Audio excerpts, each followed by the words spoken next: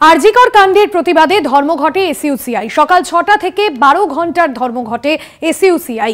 বেশ কিছু জায়গায় পুলিশের সঙ্গে ধস্তাধস্তি, বেশ কিছু জেলায় জনজীবন স্বাভাবিক রয়েছে, বন্ধের প্রভাব। তবে শহর কলকাতার বেহালার ছবি আপনাদের সামনে তুলে ধরছি। সেখানে পুলিশের সঙ্গে ব্যাপক ধস্তাধস্তি, অশান্তির ছবি ধরা পড়ে। সেই ছবি আপনাদের সামনে তুলে ধরছি। শুভ্রজিৎ চক্রবর্তী প্রতিনিধি রয়েছেন ফোন লাইনে। শুভ্রজিৎ, বেশ কয়েকজন এসইউসিআই কর্মী সমর্থককে প্রিজন ভ্যানে তুলে আটক করা হয় পুলিশের তরফে। কি ছবি ধরা পড়লো এসইউসিআই ধর্মঘটের, কতটা প্রভাব পড়লো বেহালায়?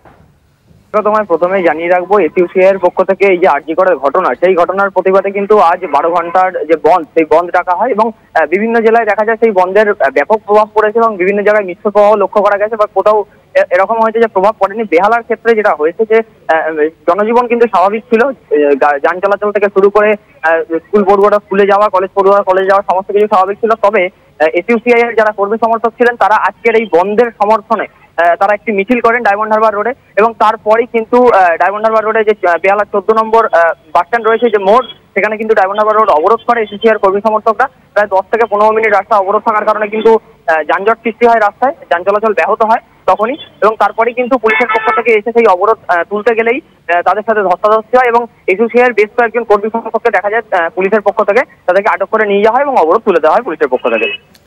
একদমই, ধন্যবাদ শুভ্রজিৎ।